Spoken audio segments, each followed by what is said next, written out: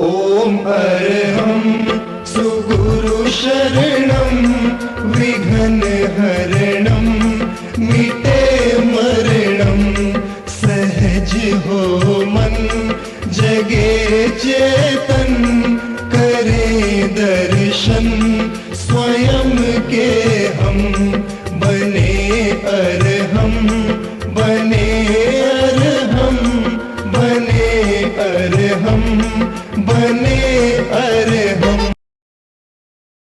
परम पावन परम आराध्य प्रातः स्मरणीय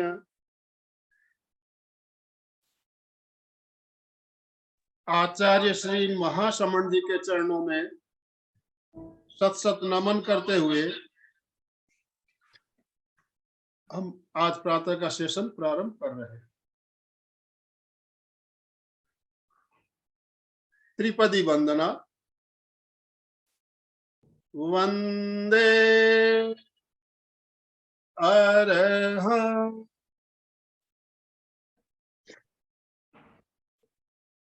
वंदे गुरुवरं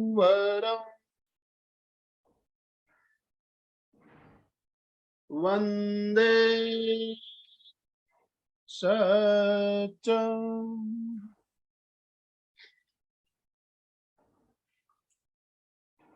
सभी साधक साधिकाओं को जय जिनेन्द्र, सुप्रभात, गुड मॉर्निंग, जय जिनेन्द्र। बंधुओं और बहनों, आज का हमारा विषय है भगवान महावीर के सिद्धांत वर्तमान समय में कितने प्रासंगिक है।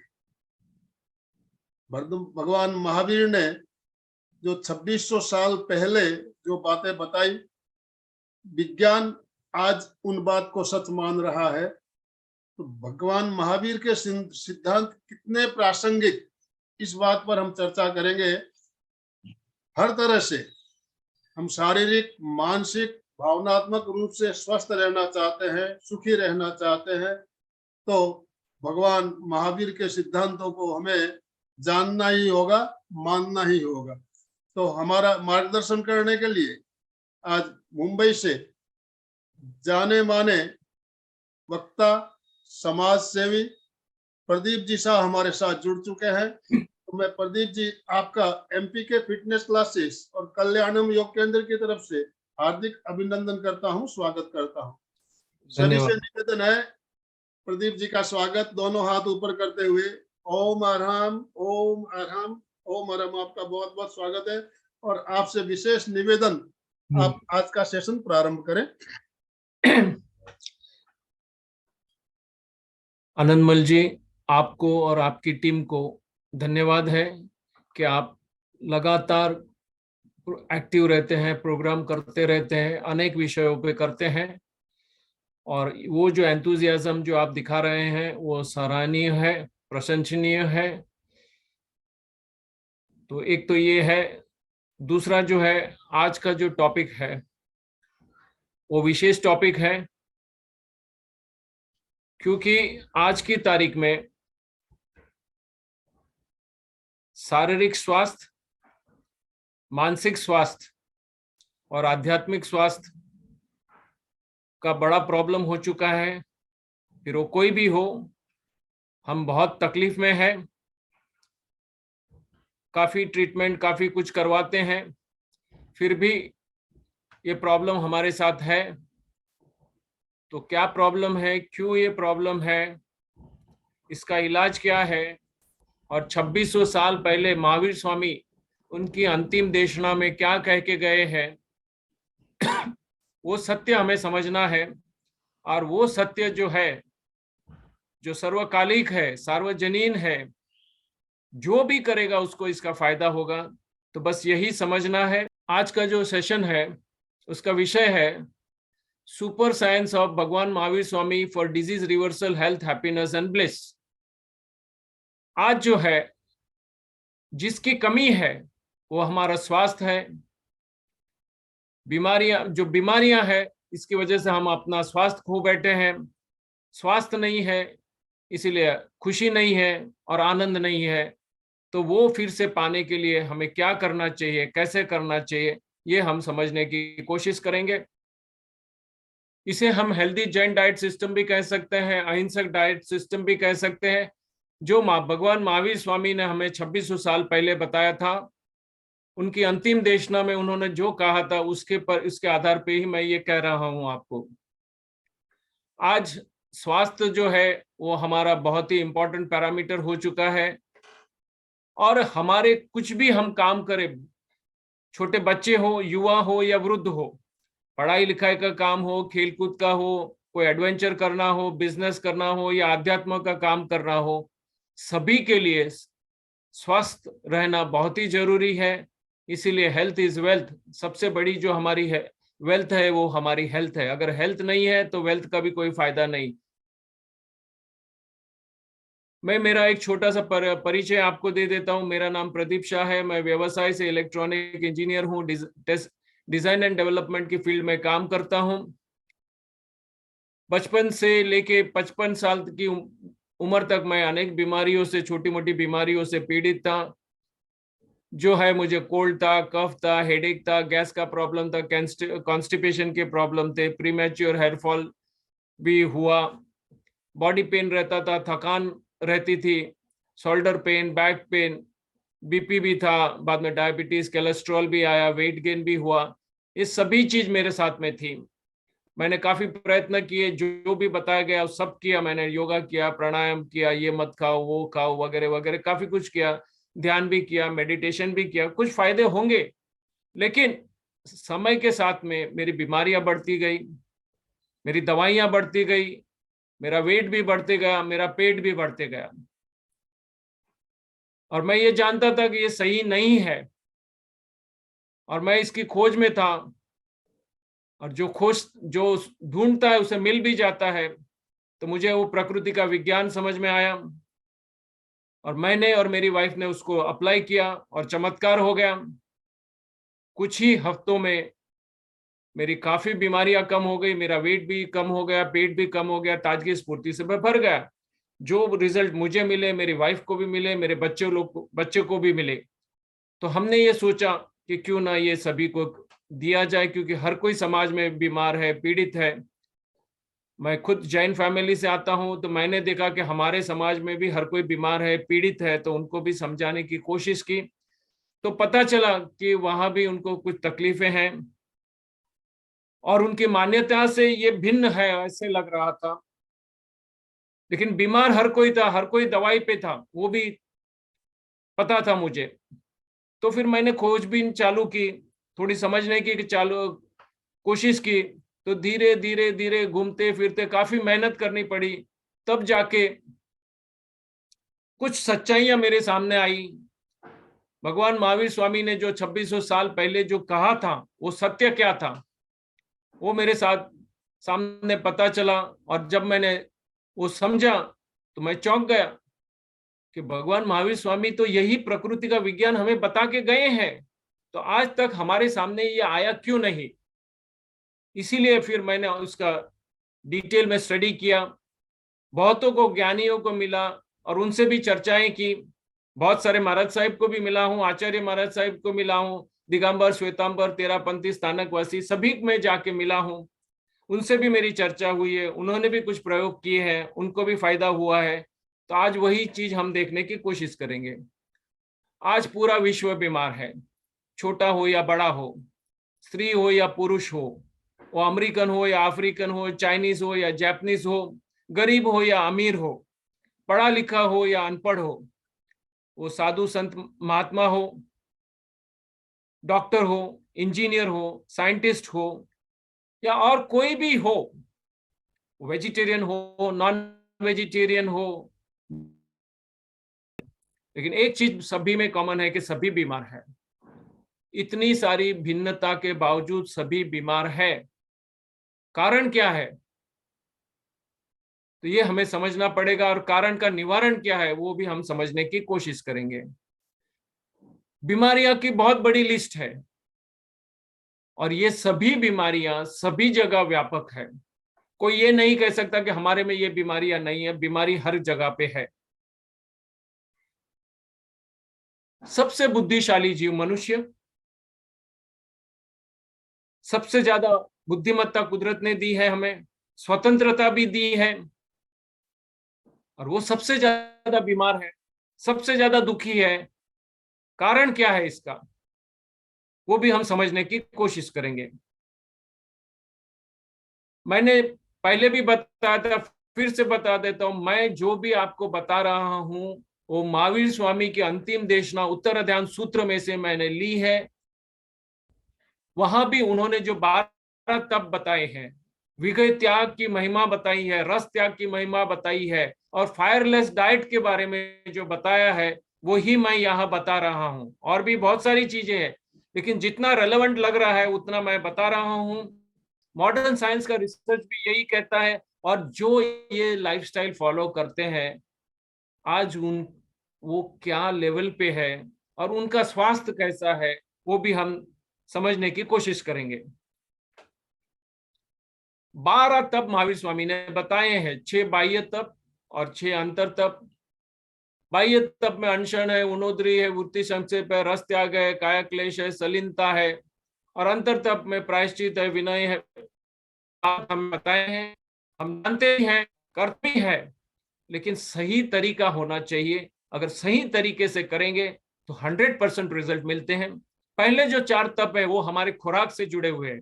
खुराक से हम खुराक कैसा लेना चाहिए वो अगर हम समझेंगे तो शरीर में जो भौतिक बीमार जो मल जमा होता है, बीमारियां जिसका कारण है, उससे हम बिल्कुल बच सकते हैं। बाकी जो कुछ तप है वो हमारे इंटरपर्सनल रिलेशंस को अच्छे करने के लिए है, अपनी अंतर चेतना को आगे बढ़ाने के लिए है, उसकी शुद्धि करने के लिए है, और फिर जो है स्वाध्याय है, ध्यान और कायोत्सर्ग है, जो आत्म उन्नति के मार्ग पे हमें जाना है, आत्म अनुभूति के मार्ग पे जाना है, आत्म साक्षात्कार के मार्ग पे जाना है, उसके लिए वो तप है। तो पूरे जो तप है अगर आप होलिस्टिकली करेंगे तो आपकी कोई भी प्रॉब्लम हो वो सॉल्व हो ही जाएगी।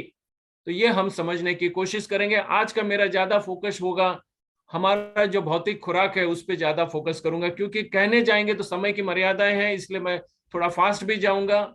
आगे प्रोग्राम होगा तो हम बाकी के तप की भी बात कर लेंगे। हमारा जो आज का कंजम्पशन है, मेजर कंजम्पशन हो, वो जैनियों हो या और कोई भी हो, विघय कारक खुराक हम सबसे ज्यादा लेते हैं।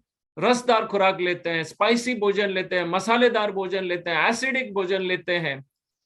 द्विदल है जिसमें आयुर्वेद में विरुद्ध आहार कहा जाता है, उसका हम भयंकर सेवन करते हैं, और गरिष्ठ आहार का भोजन का हम सेवन करते हैं जो हमारा बॉडी को डाइजेस्ट करने में बहुत कठिनाइयां होती है। तो ये सभी चीजें जो है हम सालों साल तक करते हैं, उसके कारण हम बीमारियों में फंस जाते हैं, रोग होते हैं, महारोग होते हैं जो वर्चुअली नॉन क्यूरेबल हो जाते हैं, और फिर हमारा जो अंत होता है वो बीमारियों के कारण होता है। समाधि मृत्यु तो अभी खाली बोलने की और बताने की बात हो गई है, लेकिन ये आप करेंगे तो स्वस्थ मुक्ति बिल्कुल पॉसिबल है। आज जो है स्वास्थ्य जो है एक बहुत ही बड़ा सीरियस कंसर्न है। पिछले 2.5 साल का हमने कोविड का भी देख लिया था, कितना बड़ा प्रॉब्लम हो गया था।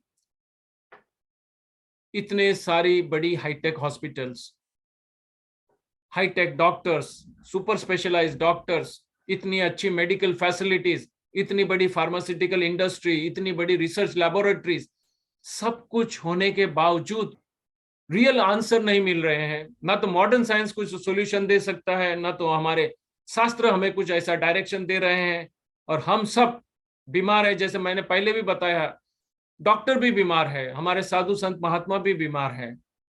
तो आंसर कहाँ से मिलेगा? वो प्रकृति से मिलेगा, और प्रकृति का विज्ञान हमें समझना पड़ेगा। वही विज्ञान भगवान महावीर स्वामी ने 2600 साल पहले हमें बताया था, लेकिन हमने उसका अर्थघटन सही नहीं किया। ये हमारी प्रॉब्लम है। हम सभी बिलीव करते हैं, मैं जैनियों की बात करता हूं, कि हमारा धर्म बहुत सूक्ष्म है, बहुत साइंटिफिक है। हाँ है, बिल्कुल है, सभी धर्म सूक्ष्म है, साइंटिफिक है, लेकिन अनुभव कैसे करेंगे? ये सूक्ष्म है, साइंटिफिक खाली बोलने से क्या होगा? अगर हमारा धर्म सूक्ष्म है, साइंटिफिक है, तो इतनी बीमारियां क्यों है, इतने दुख क्यों है, इतनी पीड़ाएं क्यों है, और फिर हमें इतने सारी दवाइयां क्यों लेनी पड़ते हैं, इतने सारे ऑपरेशंस और सर्जरियां क्यों करवानी पड़ती है। ये सवाल भी हमारे सामने होना चाहिए, जो आज तक हम नहीं करते हैं। हम मान लेते बीमारी तो होगी ही, कोई गए भाव का कर्म है, ऐसी बातें से हम अपना टाल देते हैं, सत्य समझने की हम कोशिश ही नहीं करते हैं। अभी ये प्रश्न जो है शायद बहुतों को बुरा भी लगेगा, लेकिन इस प्रगाढ़ सत्य है। वेजिटेरियन हो या नॉन वेजिटेरियन हो या जैन हो, तीनों की डाइट सिस्टम में बहुत फर्क है, लाइफस्टाइल में भी बहुत फर्क है, कोई तालमेल नहीं है। इसके बावजूद एक चीज जो कॉमन है, सभी बीमार है, सभी की बीमारियां एक समान है, कोई फर्क नहीं है। जो बीमारी नॉन वेजिटेरियन को है वही बीमारी वेजिटेरियन को है, वही बीमारी जैनियों को है, वही डायबिटीज, वही ब्लड प्रेशर, वही थायराइड, वही कैंसर, वही ओबेसिटी, वही चमड़ी की बीमारी, जो भी बीमारियों की लिस्ट हो वो सभी को लागू पड़ती है, कोई फर्क नहीं है। तो किस एंगल से हम कहेंगे कि हमारा धर्म सूक्ष्म है, साइंटिफिक है? तो यही आज हम समझने की कोशिश करेंगे। अभी ये जो है, आप बहुत ध्यान से देखिएगा, ये जो है इंदौर मेडिकल काउंसिल की रिपोर्ट है। उन्होंने सर्वे किया था बीमारियों का। तो आप देख सकते हैं कि भिन्न भिन्न समाज की जो ग्राफिकल प्रेजेंटेशन दी गई है, आप देख सकते हैं कि सभी बीमार है। बीमारियों का प्रमाण कम ज्यादा है, लेकिन सभी जगह बीमारियां हैं। वो बोरा समाज हो, गुजराती समाज हो, लायंस क्लब इंदौर हो, इंदौर मेडिकल काउंसिल हो, वैष्णव ग्रुप हो, महेश्वरी ग्रुप हो या जैन ग्रुप, सभी बीमार है। तो क्या कारण है ये बीमारियों का? ये मेल फीमेल का जो है डाइवर्सिटी दिखा रहा है, मेल ज्यादा किधर है, फीमेल ज्यादा है। आप देखिए जैन समाज हो या कोई भी हो, बीमारियां तो हर जगह पे है। ये जो है एज वाइज बीमारियों का डिस्ट्रीब्यूशन है, तो वहां भी सभी की बीमारियां, हर समाज बीमार है। कोई कहे नहीं कह सकता कि हम स्वस्थ है, परसेंटेज में कुछ फर्क है। और ये जो है कोलेस्ट्रॉल है, यहाँ पे जो ऑरेंज कलर जो है वो कोलेस्ट्रॉल की बीमारियों का है। आप देख सकते हैं कि गुजराती समाज में कोलेस्ट्रॉल बहुत ज्यादा है, इंदौर मेडिकल काउंसिल में भी ज्यादा है, वैष्णव समाज में और जैन समाज में भी कोलेस्ट्रॉल ज्यादा है। और बड़े अचरज की बात है, बोरा समाज में कोलेस्ट्रॉल कम दिखाई देता है। ऐसा क्यों, ये भी हम समझने की कोशिश करेंगे। लेकिन मैं आपको बता दूं कि बोरा समाज में एक समय में सबसे ज्यादा कोलेस्ट्रॉल था, लेकिन वहां के जो धर्म गुरु थे, उन्होंने कुछ डाइट में चेंजेस करवाए तो उनका कोलेस्ट्रॉल डाउन हो गया। तो यही चीज हम आज भी समझने की कोशिश करेंगे। समय की मर्यादा है, लेकिन एक चीज हम समझ लीजिए कि हर कोई बीमार है, डाइट भिन्न है, लाइफस्टाइल भिन्न है, लेकिन बीमारियां तो हर एक में है। तो ये भ्रम नहीं होना चाहिए कि बीमारियां हमारे में नहीं है सभी में है। 4 जो संज्ञाएं होती है वो हमें सही धर्म के मार्ग से और सही स्वास्थ्य के मार्ग से भटका देती है। एक आहार संज्ञा, भय संज्ञा, मैथुन संज्ञा और परिग्रह संज्ञा। इसमें से जो है पूरा जो विश्व है आहार संज्ञा में फंसा हुआ है, भय संज्ञा में भी फंसा हुआ है, मैथुन और परिग्रह संज्ञा तो आप सभी जानते ही हो कितना कितना बड़ा प्रॉब्लम है। आहार संज्ञा की बात करेंगे क्योंकि वो भौतिक है, दिखता है, शायद उस पर काम करना रिलेटिवली सिंपल है। लोगस सूत्र आरोग्य बोहि लाभम, मतलब क्या है कि अब जिसका आरोग्य सही है उसको बोधि प्राप्त करना सरल है, आसान है, वरना बहुत डिफिकल्ट हो जाएगा। कायोत्सर सूत्र खायणनम मोणेनम जानेनम अप्पामी ओसिरामी, शरीर को स्थिर करो, वाणी का मौन, मन का मौन, फिर अपने भीतर जो जाके ध्यान में चले जाओ, एनग्रॉस मेडिटेशन करो, मैं और मेरा निकल जाएगा। और तब जो होगी वो आत्म अनुभूति होगी, आत्म साक्षात्कार का मार्ग आपका खुल जाएगा। तो यहां भी देखेंगे तो पहले शरीर को स्थिर करना पड़ेगा कायोत्सर्ग में। तो शरीर को स्थिर करना है तो स्वस्थ होना जरूरी है। जिसका शरीर स्वस्थ है वो ही शरीर को स्थिर शरीर को स्थिर कर सकता है और वही अशरीर अवस्था को अनुभव कर सकता है। ये भी हमें समझना है। शरीर का स्वास्थ्य को गौण नहीं कर सकते। आत्मा की बात बिल्कुल कर सकते हैं, लेकिन शरीर का स्वास्थ्य को गौण किए करके आत्मा की बात करना वो बिल्कुल सही नहीं है। ये वीडियो जो है आप देखिए, महाराज साहब की है, आप ध्यान से देखिएगा। जय गुरुदेव। मैं जीव आत्मा, इस शरीर का नाम शिरीष मुनि। 5 बातों से मैं बहुत प्रभावित हुआ: स्वास्थ्य, शक्ति, आनंद, ज्ञान और प्रेम। प्रत्येक व्यक्ति को ये 5 वस्तुओं की आवश्यकता होती है। शरीर को स्वस्थ रखने के लिए आध्यात्मिक रूप से स्वस्थ वो है जो स्व में स्थित है, वही स्वस्थ है। शरीर को स्वस्थ रखने के लिए मल की शुद्धि आवश्यक, लेकिन हमारी सोच थी कि हम दवा से ठीक होते हैं। दूसरा है शक्ति। हमारी सोच थी कि भोजन में शक्ति है, लेकिन मुझे ये समझ आई और अनुभव आया कि शक्ति भोजन में नहीं, भोजन में वजन है, शक्ति विश्राम में है। दुनिया समझती है आनंद धन में है, लेकिन आनंद बांटने में है, जो मेंटेन था। अभी अचानक एक बार प्रदीप शाह से चर्चा हुई और उन्होंने उसी थ्योरी को पुनः बताया कि nature law and diet system के अंतर्गत प्राकृतिक नियमों के अनुसार हम 5 विघय का त्याग कैसे कर सकते हैं, अग्नि रहित और अनाज रहित भोजन के कैसे अपन जीवन जी सकते हैं।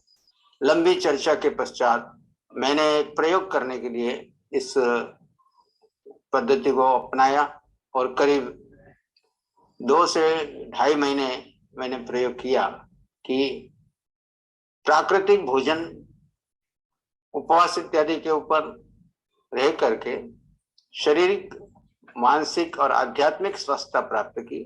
24 घंटे शरीर हल्का रहता है और जीवन में हर समय आनंद, शांति, ध्यान की क्षमता बढ़ गई और आरंभ समारंभ रहित, यानी घी, तेल, दूध, दही, मक्खन, मिठाई आदि से वंचित रहते हुए भी उतनी ही शक्ति, उतनी ही स्फूर्ति के साथ और अनाज रहित भोजन करके भी हम जीवित रह सकते हैं, अच्छी तरह तप कर सकते हैं, अच्छी तरह साधना कर सकते हैं।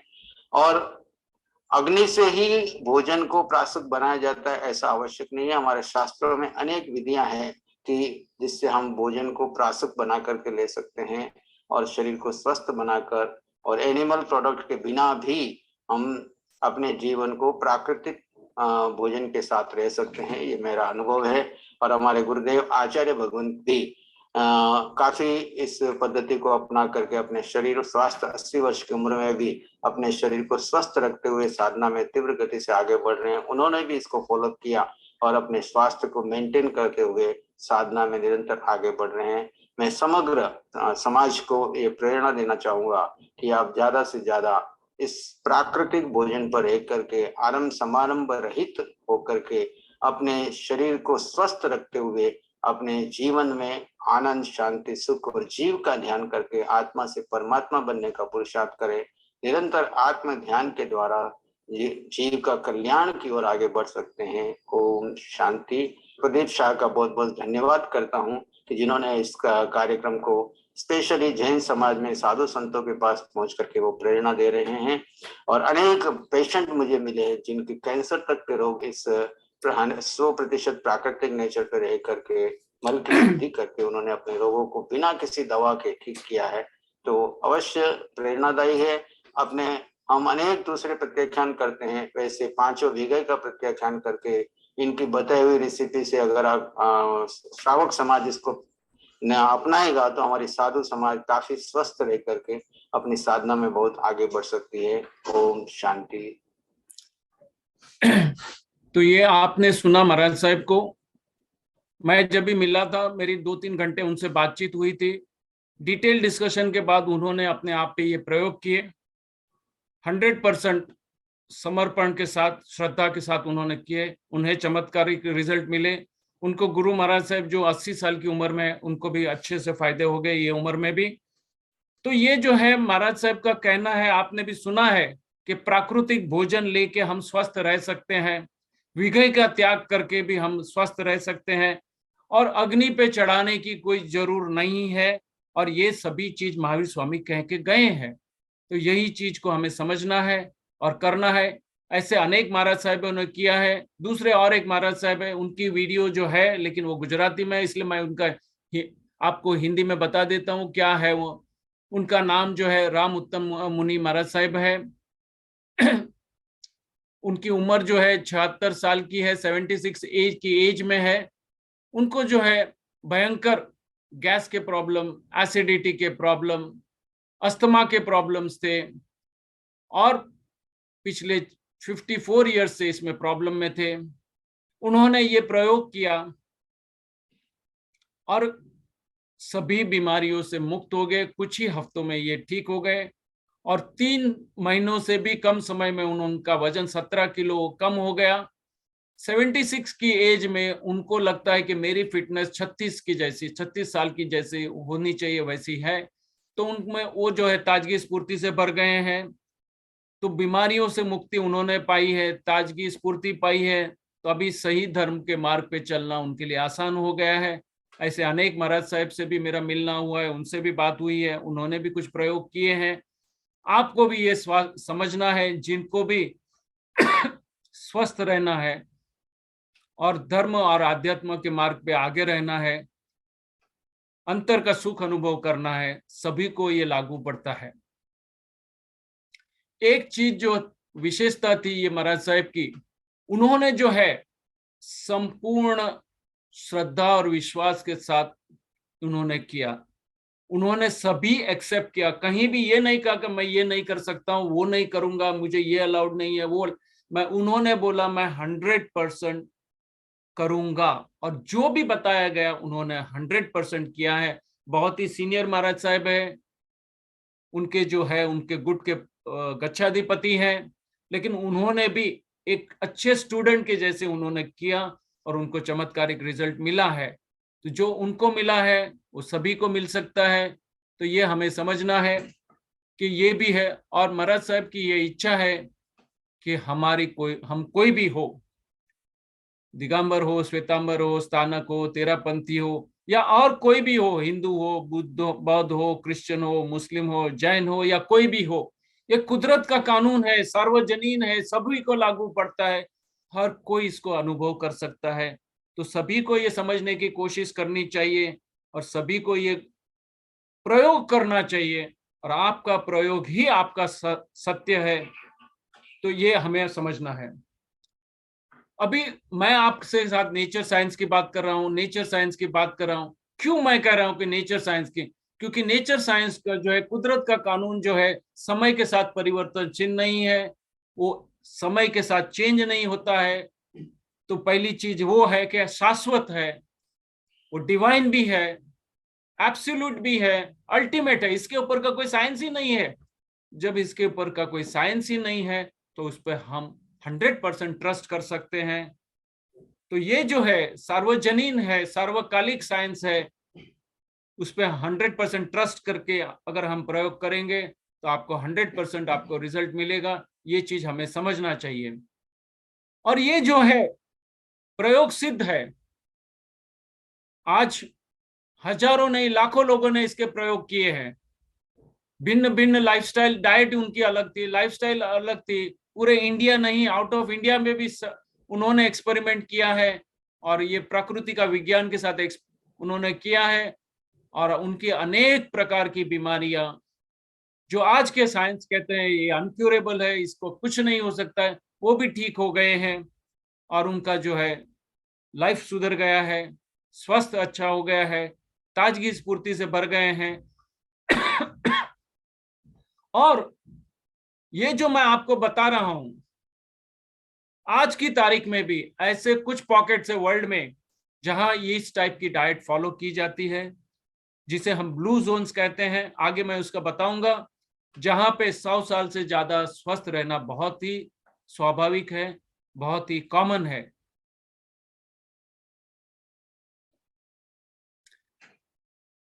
ब्रह्मांड करोड़ों करोड़ों तारे, उसमें से एक छोटा सा तारा है सूर्य, उसमें से एक छोटा सा ग्रह है पृथ्वी, उस पे जो है 84 लाख जीवों की उत्पत्ति हुई है। सभी जीवों की संपूर्ण व्यवस्था कुदरत ने की है। जन्म से लेकर अंत तक की सभी जीवों की संपूर्ण व्यवस्था की है। एक मच्छी हो तो वो पानी में पैदा होगी, पानी में ही हवा लेगी, पानी में ही खान पान करेगी, पानी में ही वंश वृद्धि करेगी, पानी में ही अंत होगा। तो संपूर्ण व्यवस्था पानी के अंदर की गई है। वैसे कोई जीव जमीन के ऊपर है, कोई जीव हवा में है, कोई जमीन के नीचे है, कोई जीव अति सूक्ष्म है, कोई जीव महाकाय है, कोई जीव का आयुष्य एक क्षण का है, तो कोई जीव का आयुष्य हजारों साल का है। सभी की व्यवस्था कुदरत ने हमारी की है। तो हमें क्या करना है, कुदरत के कानून को समझना है और उसके हिसाब से हमारी लाइफस्टाइल को चेंज करना है। इतना अद्भुत शरीर हमें मिला है और ये अद्भुत शरीर जो हमें मिला है वो अपना स्वयं संचालित है। अगर हम उसको गलत इनपुट ना दे तो स्वस्थ रहना बहुत स्वाभाविक है और अपने आप से शरीर अपने आप को स्वस्थ रख सकता है। तो ये हमें समझना चाहिए।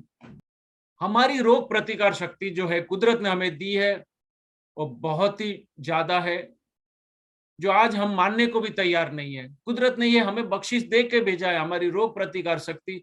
तो हमारी जो प्राकृतिक रोग प्रतिकार शक्ति को कैसे बढ़ाए वो भी हम समझने की कोशिश करेंगे। बीमारियों का कारण क्या है, हम बीमार क्यों है? बीमारियां अनेक है, कारण एक ही है, accumulation of toxin with in the body. शरीर में एकत्रित हुआ मल। हमारे शरीर में टॉक्सिन्स क्यों एक्यूमुलेट होता है? अप्राकृतिक भोजन और लाइफस्टाइल और एक स्ट्रेस जो आज बहुत बड़ा कारण है। अननेचुरल डाइट में क्या आता है? पशुजन्य खुराक। पशुजन्य खुराक में क्या आता है? नॉनवेज आता है, मीट आता है, मच्छी आते हैं, अंडे आते हैं, दूध आते हैं, डेयरी प्रोडक्ट्स है, वो भी एनिमल बेस्ड प्रोडक्ट है। अग्नि पे पकाया हुआ भोजन, प्रोसेस फूड जो आज डब्बे बंद फूड हम खाते हैं, अनाज इतना खाते हैं, वो सभी कारण बनते हैं। जंक फूड, फास्ट फूड, ये सभी कारण बनते हैं। अननेचुरल लाइफस्टाइल के बारे में तो आपको पता है, ग्रीड है, फियर है, एंगर है, एनिमोसिटी है, स्ट्रेस है, हेट्रेट, लस्ट, क्रेविंग्स, डिस्ट्रस्ट है, राग, द्वेष, काम, क्रोध, मोह, लोभ, ईर्ष्या, ये सब चीज जो है वो भी एक बड़ा कारण बन चुका है आज की तारीख में। हमारा मन जो है मंदिर के जैसा शुद्ध और पवित्र होना चाहिए। हमारा देह जो है देरासर के जैसा शुद्ध और पवित्र होना चाहिए, या उपाश्रय के जैसा शुद्ध और पवित्र होना चाहिए। आज गंदगी हो चुकी है, इसी के कारण हम बीमार हैं। हम सभी जीव दया की बात करते हैं, अहिंसा परमो धर्म की बात करते हैं, जीव दया अभयदान की बात करते हैं। बात तो हम करते हैं, लेकिन उसमें हम क्या कर सकते हैं कि हम जो है ये जो जानवरों की कत्ल होती है, कत्ल खाने इतने चल रहे हैं, इतना सारा नॉनवेज बिक रहा है, तो हमारा रोल क्या हो सकता है इसमें, वो भी हम समझने की कोशिश करेंगे। हम नॉन वेज तो नहीं खाते हैं, ज्यादातर नॉन अंडे भी नहीं खाते हैं, मच्छियां भी नहीं खाते हैं, लेकिन दूध तो बिल्कुल पीते हैं। कारण तो यही है कि ये होलसम फूड है, संपूर्ण आहार है, इसमें से कैल्शियम मिलता है, प्रोटीन मिलता है, विटामिन मिलते हैं, फैट्स मिलते हैं। इससे हमारी हेल्थ अच्छी होती है, एनर्जी बढ़ती है, मसल्स बढ़ती है, हाइट अच्छी बढ़ती है, हमारे बोन्स और हमारी दांत मजबूत होते हैं। हमारे डॉक्टर यही कहती है, हमारी परंपरा यही कहती है, हमारे स्क्रिप्चर्स भी यही कहते हैं, और भी बहुत सारे कारण, जानवर जरूर से ज्यादा दूध देते वगैरह वगैरह वगैरह। अगर ये सब कारण सही होते तो हमें बिल्कुल पीना चाहिए, लेकिन ये कुदरत का नियम के विरुद्ध है। और इसीलिए जो भी दूध पीने वाले लोग ज्यादा स्वस्थ नहीं है। तो हमें दूध क्यों नहीं पीना चाहिए, उसका कारण भी समझ लेना चाहिए। हमें दूध क्यों नहीं पीना चाहिए? क्योंकि ये जो है पैदे हुए बच्चे के लिए आता है। हर माँ को दूध आता है, अपने बच्चा पैदा होने के बाद आता है, और वो दूध जो आता है वो सिर्फ सिर्फ सिर्फ उस पैदा हुए बच्चे के लिए आता है और किसी के लिए नहीं आता है। कोई भी माँ उस पैदा हुए बच्चे को ही दूध पिलाते, उसके बड़े भाई बहन को नहीं पिलाते हैं। सभी दूधालु प्राणी जो है वो अपने पैदा हुए बच्चे को ही दूध पीने का अधिकार देते हैं, स्वतंत्रता देते हैं, बाकियों को दूध नहीं देते हैं। फिर हमें जबरदस्ती करनी पड़ती है, तब जाके वो दूध मिलता है। हम जो है जानवर का दूध लेते हैं, जिंदगी भर लेते हैं, तो एक साइलेंट किलर का काम करते हैं। अनेक स्वास्थ्य की समस्याएं इसके साथ जुड़ी हुई है। आध्यात्म के मार्ग पे तो ये बहुत बड़ी बाधा लाता है, वो आगे हम देखेंगे।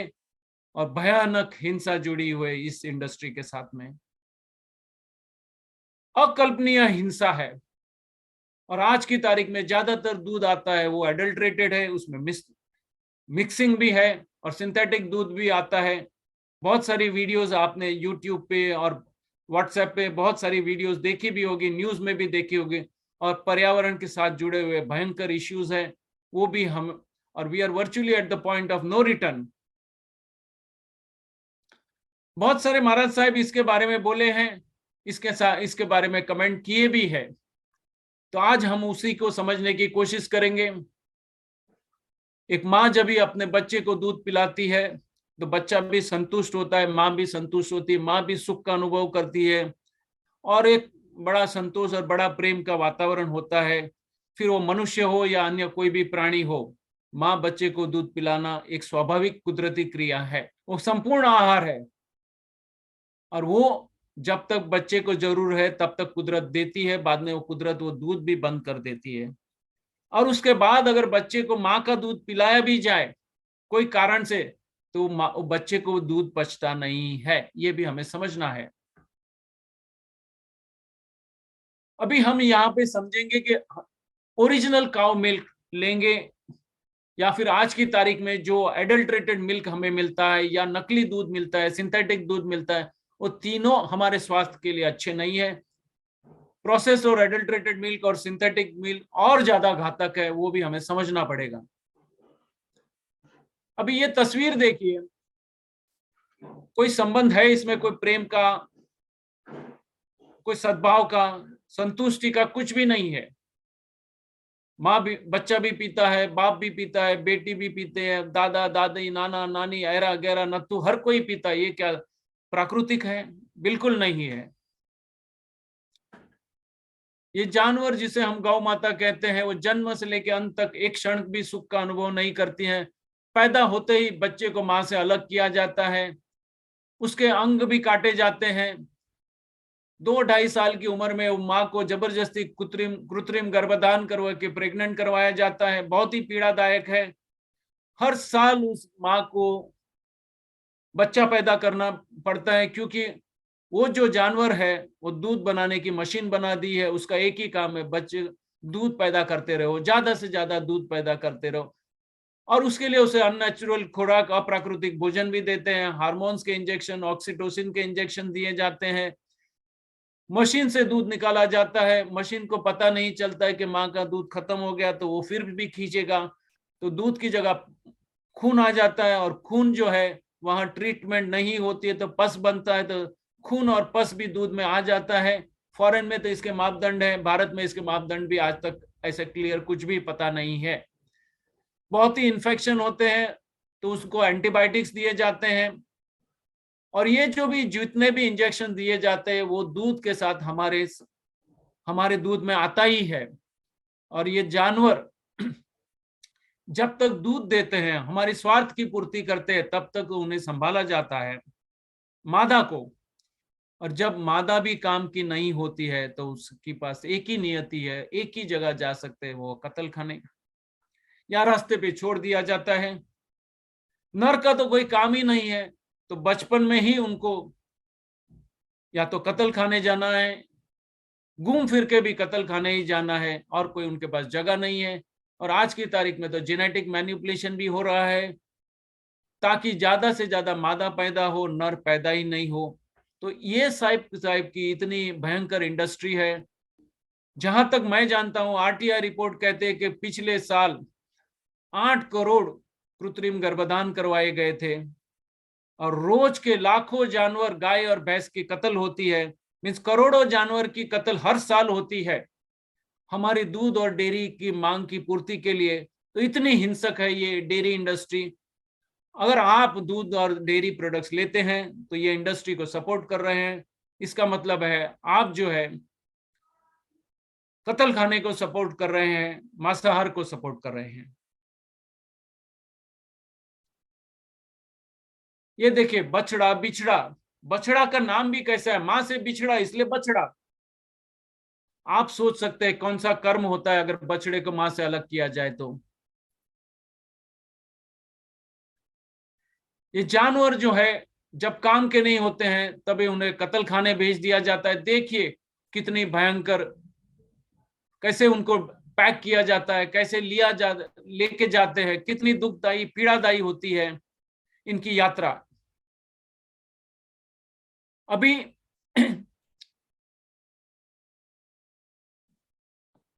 ये जानवर जो है, भैंस का दूध हम पीते हैं, शायद ये भैंस एक गाना गा रही है, तूने मेरा दूध पिया है तू मेरे जैसा होगा, करीब करीब ऐसा ही कुछ आपको दिख रहा है। ओबेसिटी का एक बड़ा प्रॉब्लम है, उसका एक कारण है अप्राकृतिक भोजन। 100 साल स्वस्थ जीने वाला व्यक्ति अगर 20 साल जीने वाला प्राणी का दूध पिएगा तो उसका आयुष्य बढ़ेगा या कम होगा? जरा कॉमन सेंस से भी सोच लीजिए। जानवर का वजन तो 500, 600, 700 किलो जो भी है, मनुष्य का वजन 60-65 किलो ही है। फिर भी मनुष्य का जो ब्रेन है वो जानवर से ब्रेन से 2.5 गुना बड़ा है, या जानवर का दिमाग जो है 2.5 गुना छोटा है। तो ये दूध पीने से आपकी बुद्धिमत्ता बढ़ेगी? आप जरा सोचना है। जो दूध सांड का पोषण करता है उसका दूध मनुष्य पिएगा तो क्या सांड वृत्ति मनुष्य में नहीं आएगी, विकार वासना नहीं बढ़ेगी? ये हमें सोचना है। एक गिलास दूध में करीब 135 मिलियन पस सेल्स है, ब्लड है, गोबर है, मूत्र है, और अनेक पेन किलर है, एंटीबायोटिक्स है, और बहुत सारी चीजें इसमें आती है, और बहुत सारी चीजें हैं। तो इतनी दुख और इतनी पीड़ा वाला दूध हम पीते हैं, वो कितना वाजिब है? ये जानवर में देखो इतनी सारी मिलावट होती है, ये जो है गवर्नमेंट की वेबसाइट पे भी आपको मिल जाएगा। अभी ये जो दूध जो है उसमें खुद के जानवर के लिए हार्मोन्स होते हैं, प्लस हम हार्मोन्स के इंजेक्शन देते हैं। तो ये पीने से छोटे बच्चे और युवाओं और फीमेल्स में क्या प्रॉब्लम आती है वो हमें समझना पड़ेगा। पहले की उम्र में 15-16 साल में एक बच्ची जो है पीरियड में आती थी, स्त्री जो है उसका पीरियड 15-16 साल में, आज करीब 8-9-10 साल की उम्र में हो रहा है। कारण क्या है कि ये दूध और डेयरी प्रोडक्ट्स की इतनी मात्रा में हम बच्चों को पिलाते हैं, सुबह उठे रात को सोए, अनेक प्रकार का हम इसको दूध और दूध के आइटम देते हैं। तो ये बड़ा कारण बनता है, और ये इतना सारा सेवन करने के कारण बच्चों में उत्तेजना आती है, और उत्तेजना के कारण वो गलत काम भी कर सकते हैं, कर देते हैं। युवाओं में भी बहुत ही प्रॉब्लम है, विकार वासना के भाव उनमें भी जागते हैं। और वृद्धों की बात करें तो ये चीज है कि शरीर तो कमजोर हो चुका है लेकिन विकार वासनाएं जवान है, इसीलिए हम देखते हैं कि युवाओं में भी बहुत सारे वासना के प्रॉब्लम प्रज्वलित होते हैं। ये खुराक हम लेंगे तो विकार वासना बिल्कुल बढ़ेगी। अभी मैंने आपको विघय तो बताया, लेकिन विघय क्या है? विघय जो महावीर स्वामी ने जो विघय का जो डेफिनेशन दिया मैं आपको बताता हूं। शरीर को हष्ट पुष्ट बिल्कुल कर देगा, आपको दिखने में शायद शरीर अच्छा भी दिखे, लेकिन आपके शरीर और मन को विकृत कर देगा, आपके मन में विकार वासना के भाव लाएगा और आपको दुर्गति के मार्ग पे ले जाएगा। तो अनेक बीमारियों का कारण है, विकार वासना आप में जगाएगा और आपको दुर्गति के मार्ग में ले जाएगा। इतना क्लियर लिखने के बावजूद हमें पता नहीं है कि विघय त्याग क्यों करना चाहिए। एक नहीं अनेक सूत्रों में महावीर स्वामी ने इसके बारे में हमारे से बात की है। ये देख लिए कितने सूत्र है, यहाँ करीब 6 सूत्र तो मैंने दिखाया, और एक सूत्र है सल्लेखना और संथारा में भी उन्होंने लिखा है जो मैंने यहाँ नहीं लिखा है। तो आप देख सकते हैं कि ये प्रमाणित है, अनेक जगह पे लिखा हुआ है ये।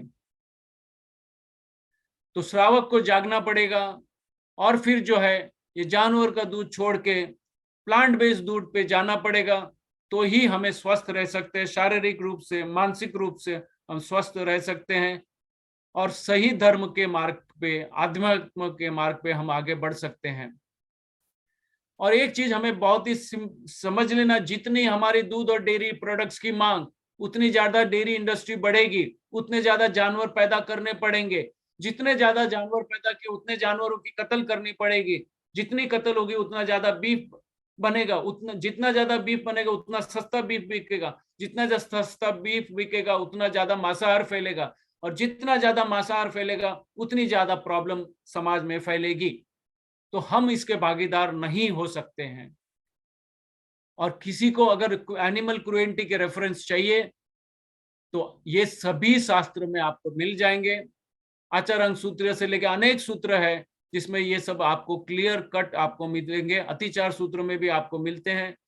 ये देखिए, और ये आपको ये बिल्कुल समझना है कि हमें पहले दूध और डेयरी प्रोडक्ट्स को छोड़ना है, फिर जाके कत्ल खाने और नॉनवेज को अपोज करने की बात करनी चाहिए। दूध और डेयरी प्रोडक्ट्स लेके कत्ल खाने का विरोध करना या तो नॉनवेज का विरोध करना मेरे हिसाब से तो बनता नहीं, क्योंकि हम वो इंडस्ट्री को सपोर्ट कर रहे हैं। और इसके बहुत सारे ऑप्शन, सभी ऑप्शंस अवेलेबल है, तो हमें कोई चिंता की बात नहीं। ये जो है पौष्टिक भी है, प्योर भी है, न्यूट्रिशियस भी है, और घर में बनाएंगे तो सस्ते भी है। अभी बात आती है पकाए हुए भोजन की। तो हमारा जो ज्यादातर खुराक जो है स्टीमिंग होता है, बॉइलिंग होता है, रोस्टिंग होता है, बेकिंग होता है, फ्राइंग होता है, और फिर डीप फ्राइंग और री फ्राइंग भी आज की तारीख में हम करते हैं। तो ये पकाए हुए भोजन की ये जो अलग शैली हम अपना रहे हैं, और हमारा जो नॉर्मल डाइट होता है वो कुछ इस प्रकार का होता है जिसे हम सात्विक भोजन कहते हैं। अगर इस खुराक को ही अगर हम इसको एनालाइज करें विगय और महाविगय के लेवल पे, तो देख लीजिए क्या दिख रहा है। इसमें कितनी विगय का हम रोज सेवन करते हैं हमारे खुराक में। मैं कोई फंक्शन की बात नहीं कर रहा हूं। फंक्शन में जाएंगे तो तौबा तौबा है। दूध, दही, घी, तेल, ऑयल, फ्राइड, गुड़, शक्कर, पनीर, आइसक्रीम, कोल्ड ड्रिंक्स, महाविगय में बटर है, दवाइयां है, हनी है, सभी दवाइयां महाविगय गिनी जानी चाहिए। और मसालेदार जो है मसाले हैं, पिकल है, मिठाइयां खाते हैं, और द्विदल के में जो है अलग अलग कॉम्बिनेशन की हम चीजें खाते हैं। अभी इसमें ज्यादातर भोजन जो है हमारा विगय कारक है, और इतना विगय कारक खुराक हम लेंगे तो फिर प्रॉब्लम तो बिल्कुल रहेंगे। मैंने विगय की लिस्ट आपको बताई थी कि नहीं मुझे पता नहीं, एनीवे तो मैं आपको बता दूं विगय में क्या क्या आता मैं आपको बता देता हूं। विगय में मदिरा आ जाती है, नशा आ जाता है, नॉनवेज आ जाता है, मक्खन आ जाता है, मध आ जाता है, दूध, दही, घी आ जाता है, तेल और तली हुई चीजें आ जाती है, गुड़ भी आ जाता है, आज की तारीख में शक्कर आती है। तो यही सभी चीजों की महावीर स्वामी ने त्यागने की बात की है। और मैं आपको बता दूं कि पिछले 5 साल से मैंने संपूर्ण विगय त्याग किया है। कोई भी विगय कारक चीजें मैं नहीं लेता हूं। मसालेदार चीज भी बहुत मैंने कम कर दी है, और अग्नि पे पकाया हुआ भोजन तो मैंने पिछले 5 साल से पूरा बंद कर चुका हूं। तो महावीर स्वामी ने जो भी बताया वो मैंने किया है, और मैंने ये प्रयोग किया है, इसीलिए मैं आपको ये सब बता रहा हूं। अभी ये जो है, ये जो अनाज है, दालें हैं, ग्रेन्स है, बीन्स है, पल्सेस है, क्या ये हमारा भोजन हो सकते हैं? ये जो है इनका ओरिजिनल कोई स्वाद ही नहीं है। ऐसे के ऐसे तो हम खा नहीं सकते हैं। हाँ, पक्षियों बिल्कुल खा सकते हैं क्योंकि ये उनका खुराक है, इसीलिए हम इसको ऐसे एज इट इज नहीं खा सकते हैं। तो इसको ग्राइंड करते हैं, इसका आटा बनाते हैं, और फिर उसमें अनेक प्रोसेसिंग करके पका के हम खाते हैं, तब जाके खाने के लायक बनता है। लेकिन फिर भी मसाले भी डालने पड़ते हैं, तब जाके खाने के लायक बनता है। तो ये हमें समझना चाहिए कि इतनी प्रोसेसिंग करके बनाया हुआ खुराक नहीं होता है। कुदरत ने सभी जीवों के लिए खुराक पकाया हुआ है, सूर्य की गर्मी से या चांद की शीतलता से, वही हमारा सही खुराक होना चाहिए। अभी महावीर स्वामी ने अग्नि पे पकाए हुए भोजन के बारे में क्या बताया है वो भी समझ लीजिए। उन्होंने लिखा है कि हम जो अनाज अग्नि पे पकाते हैं उसमें वायलेंस है, सभी 5 प्रकार की वायलेंस उसमें होती है। एक इंद्रिय से लेके मल्टी इंद्रिय, पंच इंद्रिय तक के जीवों को हमें परेशान करना पड़ता है। 2 इंद्रिय, 3 इंद्रिय की तो हिंसा बिल्कुल दिखती है। तो इस पकाया हुआ भोजन को हमें अवॉइड करना चाहिए। अग्नि पे पकाए हुए भोजन की अवॉइड करनी चाहिए, अहिंसा के एंगल से उन्होंने कहा है। और ये सब सूत्र है जहां पे महावीर स्वामी ने कहा है, और वहां पे है भी, हम भी जानते हैं कि हमने अग्नि को भी एक जीव समझा, और एक अग्नि के तिनके में असंख्य जीव है, और असंख्य असंख्य जीव होता है तब तो जाके कुछ अग्नि प्रकट होती है और उससे कुछ हम गर्मी पैदा करते हैं। तो ये भयंकर हिंसा का मार्ग है, वो भी हमें समझना चाहिए। सूर्य की गर्मी से पका हुआ भोजन वो श्रेष्ठ है, इसमें सब कुछ रहता है। लेकिन जैसे ही आप अग्नि पे पकाएंगे तो उसमें जो है, उस चीज में, उसमें जो भी न्यूट्रिशंस है काफी कम हो जाते हैं, विटामिन कम हो जाते हैं, डाइजेस्टिव एंजाइम तो करीब करीब खत्म हो जाते हैं, और फिर बॉडी को बहुत मेहनत करनी पड़ती है उसको पचाने के लिए, उसको डाइजेस्ट करने के लिए और मल निष्कासन में। हकीकत में तो जो है अग्नि पे पकाया हुआ भोजन किसी के लिए नहीं है। मनुष्य के अलावा कोई भी प्राणी अग्नि पे पकाया हुआ भोजन नहीं खाता है, और जो जो जीव इतनी मात्रा में अग्नि पे पकाया हुआ भोजन खाते हैं सभी बीमार है। तो अग्नि पे पकाया हुआ भोजन हमें कम करना चाहिए। अग्नि पे पकाया हुआ भोजन को मैं होपलेस डाइट कहता हूं। वो होपलेस का मतलब क्या है वो भी समझ लीजिए। होपलेस का मतलब है हार्मोन्स लेस डाइट, ओ का मतलब है ऑक्सीजन लेस डाइट, पी का मतलब है पाइथो न्यूट्रिशन लेस डाइट, और ई का मतलब है एंजाइम लेस डाइट। ये सभी को खत्म करके हम खाते हैं तो इसमें कोई स्वास्थ्य हमें मिल नहीं सकता है। और एक चीज हमें समझना चाहिए कि हमारा शरीर अल्कलाइन डाइट यानी क्षारीय भोजन के लिए बना है। अगर हम अल्कलाइन डाइट लेंगे तो स्वस्थ रहना बहुत स्वाभाविक है, लेकिन आज की तारीख में हमारा ज्यादातर भोजन एसिडिक है, और एसिडिक भोजन लेंगे तो शरीर का कोई भी एक ऐसा अंग नहीं है जो बीमार नहीं होगा। और इतनी ज्यादा मात्रा में हम एसिडिक भोजन ले रहे हैं इसलिए हम बीमार हैं। ये देखिए बहुत बड़ी लिस्ट है जो एसिडिक भोजन हमारी डे टू डे लाइफ में आता है। एनिमल बेस्ड फूड है, कुक फूड है, जंक फूड है, फास्ट फूड है, कोल्ड ड्रिंक्स है, और बहुत सारे नशा है, दारू है, तंबाकू है, सिगरेट और गुटखा है। अगर ये सब लेने के बाद आप सोचोगे कि कोई दवाई लेंगे, कोई वैक्सीन लेंगे, कोई एक्सरसाइज करेंगे, कोई क्रियाकांड कर लेंगे, किसी का आशीर्वाद लेंगे, किसी की कृपा दृष्टि से हम ठीक हो जाएंगे, बिल्कुल इम्पॉसिबल है। तो ये हमें समझना है। तो यहाँ पे मैंने कुछ आपको क्लासिफिकेशन दिखाया है, एसिडिक फूड क्या है, अल्कलाइन फूड क्या है, आप देख के समझ सकते हैं। और यहाँ पे जो है हमें ये भी समझना चाहिए जीव अजीव और सचित अचित के बीच में क्या फर्क है। जीव अजीव और सचित अचित को हम मिला नहीं सकते हैं, ये गलती हमने की है। सचित आहार किसको कहेंगे और अचित आहार किसको कहेंगे?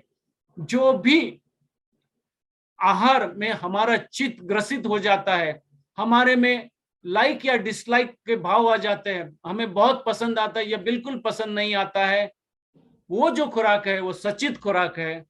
मैंने खाया, मुझे में लाइक या डिसलाइक या बहुत अच्छा है या बहुत बुरा है ऐसा कुछ भी नहीं लगा, तो वो अचित आहार है। कोई भी खुराक को अग्नि पे चढ़ा के अचित करना, ये तो सजाग स्वदोष हत्या हो जाती है। तो ये चीज हमें समझना पड़ेगी कि सचित और अचित की सही व्याख्याएं हमको करनी पड़ेगी। हमें अहिंसा के जब हम बात करते हैं तो पहले हमें बड़ी बड़ी हिंसा से बचना पड़ेगा, डेयरी की हिंसा से बचना पड़ेगा।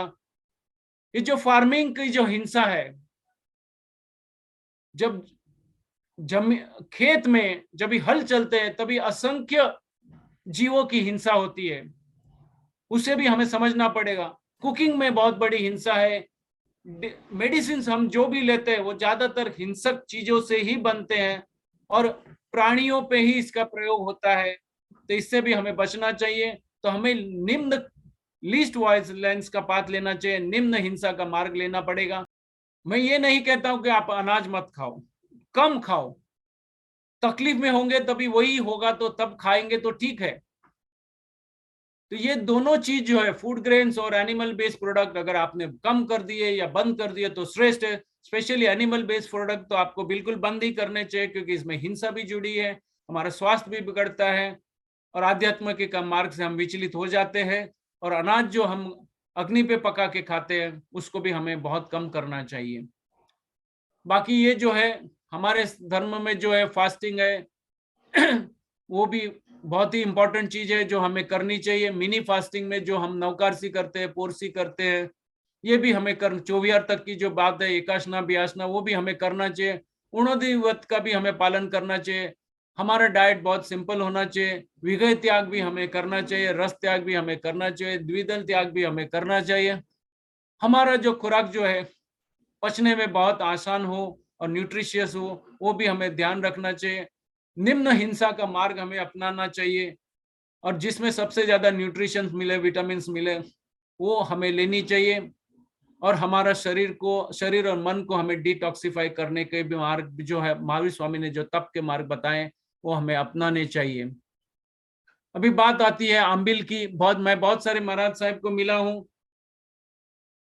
उनका यही कहना था कि हमने तो इतने आंबिल किए हैं, शाश्वत होली की है, फिर भी हमारे हेल्थ के प्रॉब्लम क्यों सॉल्व नहीं होती है। श्रीपाल राजा ने जब आंबिल से उनको लुकोडर्मा यानी व्हाइट पैच का जो उनका हेल्थ का प्रॉब्लम था वो सॉल्व किया था, तो आज की तारीख में आंबिल इफेक्टिव क्यों नहीं है, ये बहुत सारे प्रॉब्लम क्वेश्चंस आते हैं। हाँ, आंबिल में विघय त्याग बिल्कुल हो जाता है, 100% वो सही है। तो कारण हम देखते हैं हमारा खुराक क्या होना चाहिए, एसिडिक फूड ग्रेन्स या अल्कलाइन ग्रीन। तो हम तप करेंगे तो तप में जो है अनाज पे तप करते हैं, अनाज की जगह हमें अल्कलाइन ग्रीन का तप करना पड़ेगा। फिर वो एकाशना हो, ब्यासना हो, वर्षी तप हो, उपदान हो या आंबिल हो, हमारे जीवन में हरा बिल्कुल खुराक में होना ही चाहिए। और मैं यहाँ आपको बता दूं, बहुत ही क्लियर बता दूं, महावीर स्वामी ने सिर्फ विगय त्याग और रस त्याग की बात की है। हरा त्याग, कंदमूल का त्याग, ये त्याग जो है महावीर स्वामी ने कोई भी उल्लेख नहीं किया है। हाँ, उन्होंने साधारण वनस्पति, प्रत्यक्ष वनस्पति, ये सब कुछ कहा है, लेकिन इसके त्याग की बात नहीं की है। ये भी हमें समझना चाहिए। तो अभी त्यागना क्या है, विगय त्याग, रस त्याग में ये आइटम्स बताई है, आप देख लीजिए, आपको समझ में आ जाएगा। और ये सभी चीज हमें त्यागनी है, वो त्यागना है। और आइंस्टाइन की बात है, वो भी हमें समझना चाहिए। शास्त्र और साइंस का मेल होना चाहिए, दोनों एक दूसरे के साथ जुड़ने चाहिए। और जितना जितना साइंस बढ़ता है, उतना उतना हमारा विवेक भी बढ़ना चाहिए, क्योंकि साइंस का अगर हमने दुरुपयोग कर लिया तो सर्वनाश की ओर हम जाएंगे। आज वही हो रहा है, साइंस का उपयोग जो है धन कमाने में यूज हो रहा है, मानव कल्याण के लिए नहीं हो रहा है। तो साइंस का भी उपयोग और शास्त्र का भी उपयोग मानव कल्याण और जन कल्याण के लिए होना चाहिए। तो ये विवेक हमें जगाना पड़ेगा। ये 3 नोबेल प्राइज विनर्स है, उन्होंने ये बताया है प्रकृति का विज्ञान। एक साइंटिस्ट ने बताया cancer cells can not survive in oxygenated environment. तो आप ऑक्सीजन वाला प्राकृतिक भोजन लीजिए, खुली हवा में जाइए, कुदरत के साथ जुड़िए, प्राणायाम करिए, डीप ब्रीदिंग कीजिए, बेली ब्रीदिंग कीजिए, ताकि आपके बॉडी का ऑक्सीजन अच्छा रहे। दूसरे साइंटिस्ट ने बताया है फ्रूट्स और वेजिटेबल्स अगर आप खाएंगे तो हार्ट के प्रॉब्लम भी सॉल्व हो सकते हैं, बाईपास को भी आप बाईपास कर सकते हैं। तो ये हमें समझना चाहिए कि फ्रूट्स और वेजिटेबल लेने चाहिए। तीसरे जो साइंटिस्ट है, उन्होंने बताया है कि अगर आप 16 घंटा फास्टिंग करते हैं तो कैंसर जैसी कैंसर बीमारी से भी आप मुक्ति पा सकते हो। इसे ऑटोफेगी कहते हैं। हमारे धर्म में तो आज हम करते ही आ रहे हैं, सूर्योदय के बाद खाना चालू करो और सूर्यास्त के पहले खाना बंद कर दो। तो हमारा खाने की साइकिल ऐसे भी 8 घंटे होती है। तो ये शास्त्र का सत्य हमें भी समझना चाहिए, और हमारी लाइफ में हमारी खाने की साइकिल जितनी कम हो, जितनी छोटी हो, वो कोशिश हमें करनी चाहिए। उणोदरी व्रत का भी हमें पालन करना चाहिए। 2-2, 3-3 दिन का लंच, डिनर, ब्रेकफास्ट पड़ा है, नीचे से निकला नहीं है, ऊपर से हम डाल रहे हैं। जब तक मल विसर्जन नहीं होता है तब तक और नया खाना नहीं लेना चाहिए। पेट खाली रखने की चीज है, पेट भरने की चीज नहीं है। यही उणोदरी व्रत में कहा गया है, कम खाओ तो स्वस्थ रहोगे।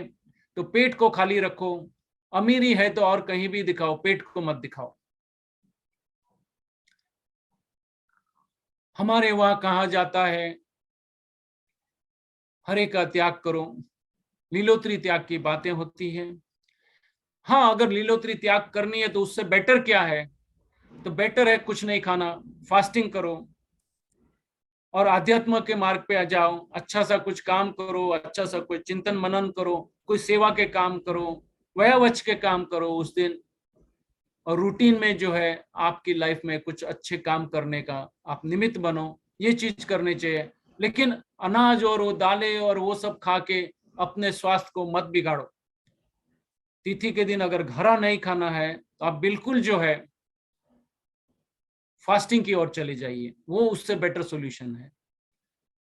बाकी नौकरसी बहुत अच्छी चीज है, पोरसी अच्छी है, ये जितने भी तप लिखे हैं बहुत अच्छे हैं, लेकिन समझ के करने हैं तो बहुत ही फायदा है।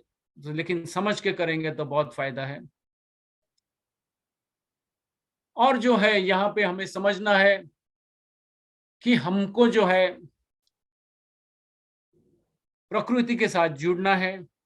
हमें बेयर फुटेड वॉकिंग करने, जैसे महाराज साहब बिना चप्पल चलते हैं, वैसे हमें भी कुदरत के साथ जुड़ना है, बेयर फुटेड वॉकिंग भी करना है। हमें सूर्य की सनबाथ भी लेना है, थोड़ा पसीना गिराना चाहिए, कंफर्ट से बाहर आके खुद का काम खुद करना चाहिए। एयर एंड लाइट वेंटिलेशन में हमें रहना चाहिए। एयर कंडीशनर का जितना कम से कम यूज हो उसे हमें करना चाहिए। वयावच भी करनी चाहिए, सेल्फलेस सेवा भी करनी चाहिए, और दूसरों की अच्छाई पे फोकस करो, और अपनी कमजोरियों पे फोकस करना चाहिए। हमारे पास जो भी है उसको हमें वितरण करना चाहिए। हमें अपने आप को सेल्फ रिलायंट बनाना चाहिए। और एक चीज यहाँ पे मैं बता दूं, मुझे जानता हूं समय की मर्यादाएं हैं, कि जो है शक्ति जो है गाढ़ निंद्रा से आती है या एनग्रॉस मेडिटेशन से आती है।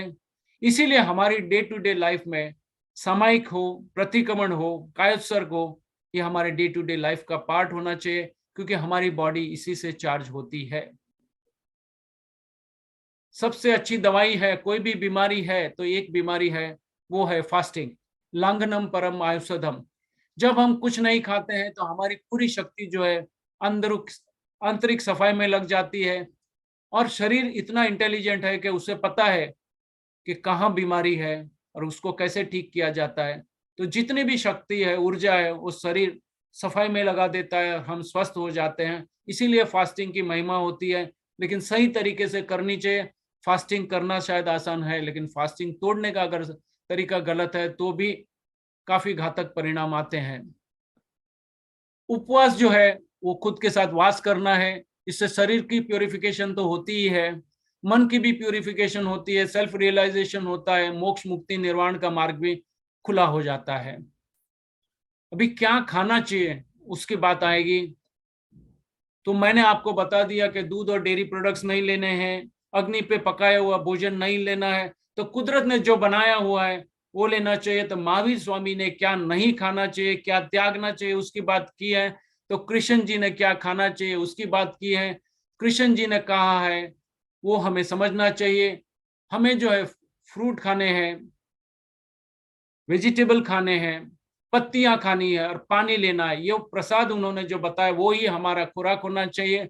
हमारा खुराक जो है फ्रूट्स होने चाहिए, सलाद होना चाहिए, पत्तियां होनी चाहिए और पानी होना चाहिए। ये जो है अगर आप करेंगे तो स्वस्थ होंगे, रहेंगे। और यही हमारा खुराक होना चाहिए। प्राकृतिक भोजन regional, seasonal and easily available होना चाहिए, और फास्टिंग भी हमारे लाइफस्टाइल का एक पार्ट होना चाहिए। तो यही चीज हमें रीजनल, सीजनल, ओरिजिनल फ्रूट्स हो या सलाद हो या वेजिटेबल, वो सब लेना है। मैंने ये जो भी बताया है, आपको चाहिए तो आप ब्लू जोन से या हांसा कम्युनिटी टाइप कर लीजिए और गूगल पे सर्च कर लीजिए। आज भी वहां पे 80% से ज्यादा खुराक वो प्राकृतिक भोजन ही लेते हैं, और 100+ जीना वहां पे बहुत कॉमन है। युगलिक काल में भी हम खाते थे वही खुराक मैंने आपको बताया है। सूर्य की गर्मी से पका हुआ भोजन श्रेष्ठ है। आज उसे हम कच्चा कहते हैं, उसे कच्चा नहीं, सूर्य की गर्मी से पकाया हुआ सन कुक डाइट कहेंगे। तो यही हमें लेना है। फल खाएंगे सफल हो जाएंगे, हरा खाएंगे जीवन में हरियाली छा जाएंगी, रूखा सूखा अनाज अधिक मात्रा में खाएंगे तो जीवन रूखा सूखा हो जाएगा। ये समझ हमें आनी चाहिए। आए हैं तो जाना है, हाय हाय या बाय बाय चॉइस हमारी है। आप सभी ने मुझे मौका दिया है यहाँ बोलने के लिए, आप सभी का धन्यवाद। और अंत में, हर फल की नियति होती है पेड़ से अलग होना। हमें भी यहां से जाना है तो एक सड़े हुए फल के जैसे जाना है या पके हुए मधुर फल के जैसे जाना है, चॉइस हमारी है। आप सभी का धन्यवाद। मैंने बहुत कुछ कहा है, आपकी बहुतों को अच्छा नहीं लगा होगा, मान्यता के विरुद्ध होगा। आप सभी के लिए मिच्छामि दुक्कडम खम्यत खामणा। आप सभी का मंगल हो, आप सभी स्वस्थ हो, यही कामना। थैंक यू, धन्यवाद धन्यवाद, थैंक यू। बहुत ही सुंदर तरीके से आपने बहुत सी बातें हमें बताई।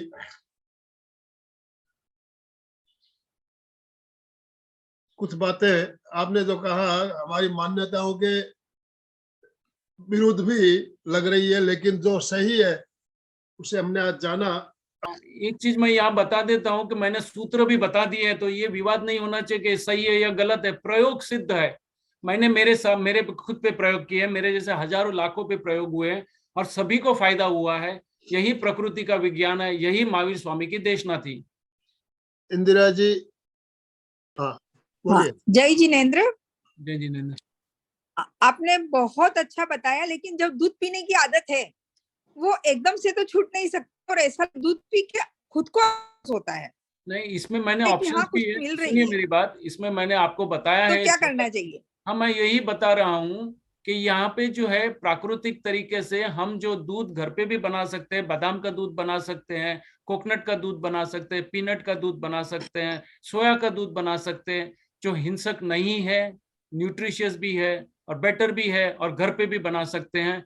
तो ये जो प्रोग्राम हमारे यूट्यूब पे है वो आपको आनंदमल जी से मिल जाएंगे। तो ये सब हमने बताया हुआ है, तो वो आप बिल्कुल कर सकते हैं, लेकिन ये हिंसा से बचिए। पहले हमने एक प्रोग्राम लिया हुआ है तो किस तरह से दूध बनाना है, हमने सारे वीडियो भी आप देख सकते हो। हाँ, वो मैंने अटेंड किया था प्रोग्राम, वो भी बहुत अच्छा लगा था। पर दूध की आदत ऐसी है कि एकदम से छूटती नहीं है। नहीं, लेकिन वो छोड़ पुरुषार्थ तो करना ही पड़ेगा। देखो, हम महावीर है तो हमें वीरता तो दिखानी ही पड़ेगी। कैसे मैं इसलिए जो मैं आपको खेड़े गांव से दूध लाके देता है तो वो पी सकते हैं। क्या जो घरगुती जो कोई भी दूध अच्छा नहीं है, कोई भी दूध अच्छा नहीं है। महावीर स्वामी ने 2600 साल पहले बताया था, तब का दूध था, तब भी उन्होंने ना बता दी थी। 2600 साल तो आज की तारीख तो सवाल ही नहीं आता है।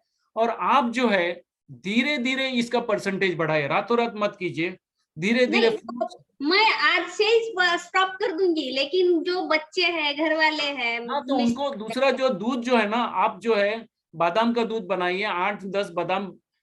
उनको जो चाय जो है ना, बिना दूध की चाय पीते ही नहीं, ब्लैक टी पीते ही नहीं, क्या है देखिए, पहले उनको समझना पड़ेगा कि इससे उनकी हेल्थ को कितना बड़ा इफेक्ट होता है, पर्यावरण का बड़ा नुकसान है, तो ये सब समझना पड़ेगा। और दूसरा, उनको बना के पिलाइए, बादाम के दूध की चाय बना के पिलाइए उनको, और उसमें जो है आदू है, ये है, कुछ अच्छे मसाले डाल के टेस्ट लाइए और फिर दीजिए, देखिए क्या होता है। ऑप्शन है, थोड़ी मेहनत तो बिल्कुल लगेगी। देखिए, पुरुषार्थ का मार्ग है। बहुत अच्छी जानकारी दे रहे, thank you so much sir, बहुत अच्छी। नमस्ते सर जी, आपने बहुत ही सुंदर तरीके से एक्सप्लेन किया। मुझे ये जानना था कि अपने को जैसे 8 घंटा के पीरियड में कितनी बार खाना चाहिए, खाने का मतलब कितनी बार लेना चाहिए, और एक जमीकंद के बारे में भी पूछना था। जैसे लहसुन प्याज वगैरह है तो बॉडी पेन वगैरह रहता है, तो बहुत जन सलाह देते हैं आयुर्वेद में कि वो सब चीजें ज्यादा लेनी चाहिए, तो उसका भी जैसे अवॉइड करना या कैसे क्या लेना, उसके बारे में प्लीज थोड़ा बताइए। देखिए, पहले मैं जो है कंदमूल की बात कर लेता हूँ। जैनियों में माना जाता है कि कंदमूल का त्याग करना चाहिए। जहां तक मैं उत्तराध्यान सूत्र की बात है, महावीर स्वामी का जो अंतिम देशना है, केवली महावीर स्वामी की बात कर रहा हूं, तो उन्होंने जो है जीव अजीव के चैप्टर में साधारण वनस्पति, प्रत्यक्ष वनस्पति, सभी का विवरण, पंच इंद्रिय जीव का बहुत ही सूक्ष्म वर्णन दिया है, लेकिन इसको त्यागने की बात नहीं की उन्होंने। पहली बात तो ये समझ लीजिए। फिर भी अगर दवाई के तौर पे लेना है तो उसको लीजिए, लेकिन स्वाद के लिए मत लीजिएगा। कितनी बार? 8 घंटे में देखिए, आप वो आपकी कैपेसिटी पे है। आपको पहले जो 8 घंटे में 2 बार खाना है तो 2 बार, 3 बार घंटे खाना है तो 3 बार खाइए। धीरे धीरे धीरे जो है 2 बार पे आइए। फिर आपकी जैसी जैसी चेतना बनती है दिन में 1 बार आइए, वो अपने से धीरे धीरे करिएगा। जबरदस्ती कुछ भी मत कीजिएगा, सर आपके मैं अंदर इसका की आवाज को सुनिए और कीजिए। हाँ जी सर, मैं इसका अभ्यास भी करती हूँ, इससे मुझे फर्क पड़ा है, बॉडी वेट कम हुआ है और मेरा जो बॉडी में पेन रहता था वो काफी रिड्यूस हुआ है, कम हुआ है, मुझे अच्छा फील हो रहा है, हल्कापन लग रहा है, ध्यान में भी मन लग रहा है, समाधि में। करोड़ों को फायदा हुआ है, तो वो तो जो कुदरत का कानून है, तो सभी को फायदा है। जी, जी सर, प्रेरणा जी धन्यवाद। जवेरी, प्रेरणा जी अपने हाँ आप को अनम्यूट कीजिए। हाँ सर प्रणाम। आपने हाँ। अच्छा बताया, पर मुझे पानी के बारे में पूछना है, हाँ। क्योंकि अभी पानी इतना गंदा कभी कभी आता है, तो उसको कैसे क्लीन करें, और फिर पानी के जो बॉईल करके हम पीते हैं तो उसमें क्या फर्क है? देखिए, पहली चीज समझ लीजिए, आपकी इम्यून पावर बढ़ा दीजिए। पहली बात, हम्म, जिसकी इम्यून पावर सिस्टम अच्छी है उसको इसकी ज्यादा फिक्र नहीं करनी चाहिए। हम्म, इसकी इम्यून पावर कम है, वो बॉइल वाटर पिए या फिल्टर वाटर पिए, जो भी पानी पिए वो स्वस्थ नहीं रहता है। तो focus should be on improving your inherent core immune power. अगर है, आप प्रकृति में देख लीजिए, बाकी के प्राणी कौन सा पानी पीते हैं, जंगल में कौन सा आपको क्लीन वाटर मिलता है, कहीं पे पड़ा हुआ नहीं आपको। मेरी बात सुन लीजिए, वो प्राकृतिक भोजन लेते हैं और प्रकृति के नियम के अनुसार रहते हैं, तो ये सब चीज में फंसना नहीं है। फिर भी अपना विवेक यूज करके आप अच्छा सा फिल्ट्रेशन करके लीजिए, और हो सकता है उतना स्वस्थ करके लीजिएगा, कोई प्रॉब्लम नहीं है। बहुत बड़ी बीमारियां हैं और या आपका इन्फेक्शन लेवल ज्यादा है तो आप बॉईल करके लीजिएगा, लेकिन जिंदगी भर बॉईल करके लेने वाले आदमी जितने को मैं जानता हूं ज्यादातर सभी बीमार हैं। नहीं, क्या कैल्शियम और वो सब पानी में सब डालते हैं ना गवर्नमेंट हाँ, क्लीन हाँ, करने डालते के हैं। लिए, हाँ, तो वो सब केमिकल्स अपने बॉडी में नहीं आता है? आते वो मुझे हैं, लेकिन मैं वही बोलता हूँ, देखो हम प्रकृति से तो बहुत लंबे चले गए हैं, क्योंकि हमारे को जो है सिटीज में रहते हैं, तो ये हमको जो है, तो हमें कुदरत के नजदीक रहना चाहिए, झरनों का पानी पीना चाहिए, अल्कलाइन पानी पीना चाहिए, नदी में बहता हुआ पानी पीना चाहिए, लेकिन वो आज फिजिबल नहीं है। और हमारे पास जो पानी आता है उसमें तो काफी प्रोसेसिंग करके आता है और ये सब करके आता है, तो वो प्रॉब्लम तो रहेगा ही। तो उसके अंदर जो है आप फिर भी जितना अच्छा पानी कर सकते हैं उतनी प्रोसेसिंग करके लीजिएगा, फिल्टरिंग करके पानी ले सकते हैं उतना लीजिएगा, तो वो आपके लिए स्वस्थ है और इतना बड़ा डैमेजिंग नहीं है। और आप जो है फ्रूट्स और सलाद ज्यादा खाएंगे तो वो कुदरती पानी आता है, अल्कलाइन पानी आता है। मैं आपको बता दूं, मैं आपके दिन में 1 गिलास, आधा गिलास भी पानी नहीं पीता हूं, क्योंकि मेरा डाइट ही कुदरती खुराक है। मैक्सिमम फ्रूट्स और सलाद खाता हूं, तो वो कुदरती पानी ही आ जाता है, तो मुझे उसकी ज्यादा चिंता नहीं रहती है। ओके, हाँ धन्यवाद। Thank you. आवाज आ रही हम पूछना चाहते हैं, अग्नि में खाना कैसे पकाया जाता है? अग्नि नहीं, इसमें सूरज की रोशनी में, सूरज की रोशनी। वो आप फल खाएंगे, हाँ, वो सूरज की गर्मी में ही पका हुआ है, अच्छा उसको अच्छा अग्नि पे अच्छा, चढ़ाना ठीक। नहीं है। आप सलाद खाएंगे वो सूरज की गर्मी से पका हुआ है, उसको और कुछ करना नहीं है। कोई पत्तियां खाएंगे वो सूरज की गर्मी से पके हुए, उसमें और कोई अग्नि चढ़ानी नहीं है, कोई उसका मतलब है। अच्छा ठीक है, आप समझे, बहुत अच्छा। एक बार फिर आप क्लास एक बार और लीजिएगा, बहुत अच्छा लगा। बहुत सुंदर तरीके से आपने जिज्ञासाओं का समाधान भी बहुत सुंदर तरीके से दिया। समय हमारा संपन्न हो चुका है ऑलरेडी, तो आपके जो भी जिज्ञासा है, सब आप प्रश्न पूछना हो तो आप लिखित में प्रश्न भेज भी सकते हैं, उसके उत्तर हम आपको पर्सनली भी भेज सकेंगे। या जिनको भी भेजना है तो मेरी जो जीमेल आईडी है मैं आपको देता हूँ, naturaldietsystem@gmail.com। ठीक है, जी, थैंक तो यू। अभी हम समापन की ओर चलेंगे। जो भी भाई बहन हमारे साथ जुड़े सभी का बहुत बहुत धन्यवाद। और हमारा कार्यक्रम आज YouTube पे लाइव भी आ रहा है, और सब जो अभी नहीं जुड़ पाए हैं, आप अपने परिजनों को लाइव जो हमारे चैनल पे आया है उसको देखने के लिए आप सबसे निवेदन करें, और वीडियो इसका ज्यादा से ज्यादा लोगों के साथ शेयर करें, ताकि जो जानकारी हमें मिली है हम जितना लोगों के साथ शेयर करेंगे उतना ही हमें लाभ और लोगों को भी लाभ मिलेगा। तो दोनों हाथ जोड़ते हुए बिल्कुल सीधे बैठते हुए हम समापन की ओर चलेंगे।